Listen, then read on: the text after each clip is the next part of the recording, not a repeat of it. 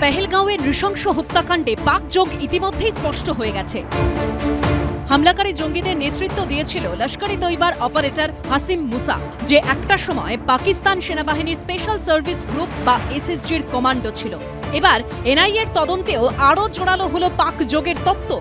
পাকিস্তানের সেনা, পাকিস্তানের গুপ্তচর সংস্থা আইএসআই এবং পাক জঙ্গি সংগঠন লস্কর-ই তৈবার মিলিত ষড়যন্ত্রেই পেহেলগাঁওয়ে হামলা চালানো হয়েছে। সূত্রের দাবি, এমনটাই উল্লেখ করা হয়েছে এনআইএর প্রাথমিক তদন্ত রিপোর্টে। I say to the whole world,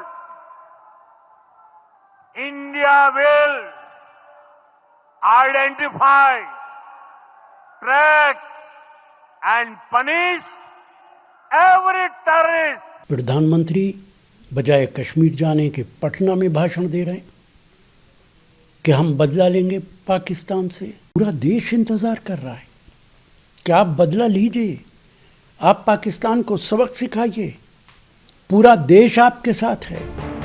সূত্রের খবর, এনআইএর প্রাথমিক তদন্ত রিপোর্টে বলা হয়েছে পেহেলগাঁও অপারেশন পরিচালিত হয়েছে পাকিস্তান থেকে। আইএসআই এর ইশারায় পাক জঙ্গি সংগঠন লস্কর-ই তৈবার সদর দপ্তরে তৈরি হয়েছিল গোটা ষড়যন্ত্র।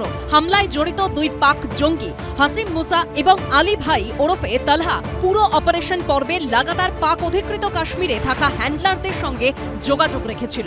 হামলা চালানোর জন্য অস্ত্রশস্ত্র বেতা ভ্যালিতে লুকিয়ে রেখেছিল জঙ্গিরা।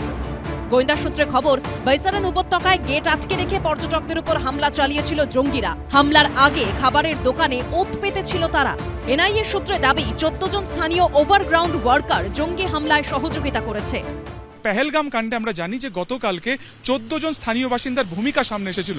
এনআই সূত্রে খবর যে এই 14 জন বাসিন্দাকে কার্যত ওভারগ্রাউন্ড ওয়ার্কার হিসেবে প্রশিক্ষণ দেওয়া হয়েছিল এবং সেই প্রশিক্ষণের নেপথ্যেও কিন্তু ছিল এই জৈশ-ই মোহাম্মদ এবং অবশ্যই লস্কর-ই তৈবা।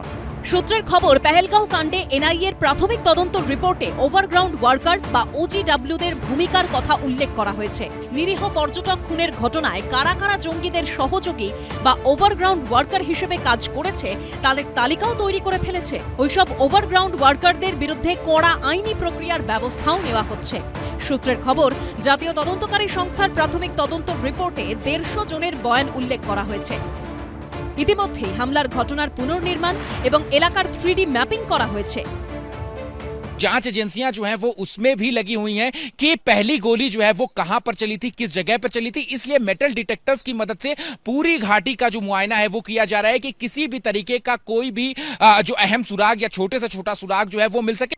এদিকে 26 জনের পর এবার আরও 21 জন জঙ্গি ও তাদের সহযোগীর বাড়িতে তল্লাশি চালালো শ্রীনগর পুলিশ। বৃহস্পতিবার রাত পর্যন্ত বাড়িগুলিতে তল্লাশি চালানো হয়। সুকান্ত মুখোপাধ্যায়, ঝিলম করঞ্জাই ও সৌমিত্র রায়ের রিপোর্ট, এবিপি আনন্দ।